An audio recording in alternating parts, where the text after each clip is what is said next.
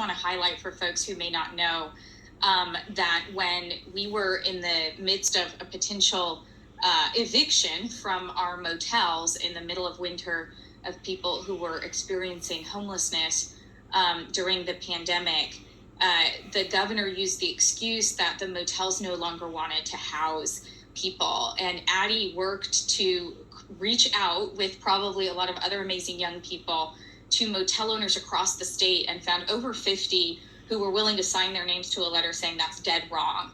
And so the power of an individual like Addie should not be lost on folks. And I just want to applaud you. So, for those of you who may not know me, I co-chair the Social Equity Caucus. My life's work has been around racial justice. I want to go back to the exact questions because sometimes I can go, in a million different directions, but I'll start with the school to prison pipeline.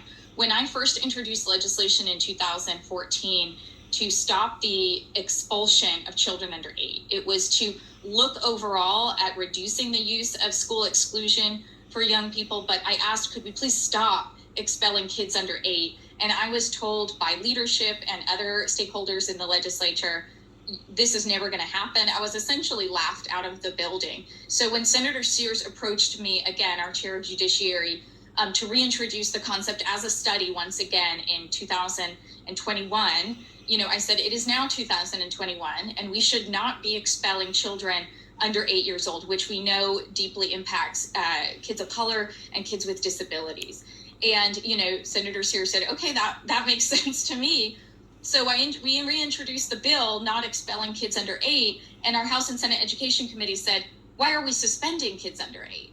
And so, there was a sea change, and I often say it took a predator in the White House and a Black man being killed for 9.5 minutes and having that rebroadcast over and over on national television for us to wake up to these realities and think about racial justice as an imperative for all of us. And it can't take those same things again for us to stay engaged in this conversation and make sure that we think about those who are otherwise most marginalized and most left behind.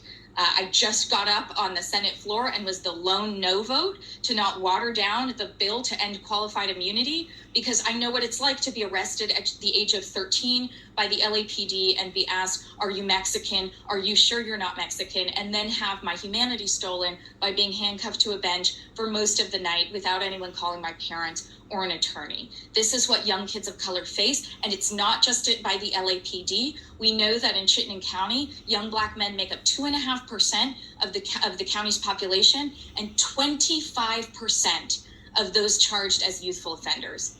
10 times their representation in the population. So thank you, Addie, for all of your work, and I hope these kinds of figures will sink in for people, and I hope you will demand change so that we can be a more welcoming and safe state for everyone.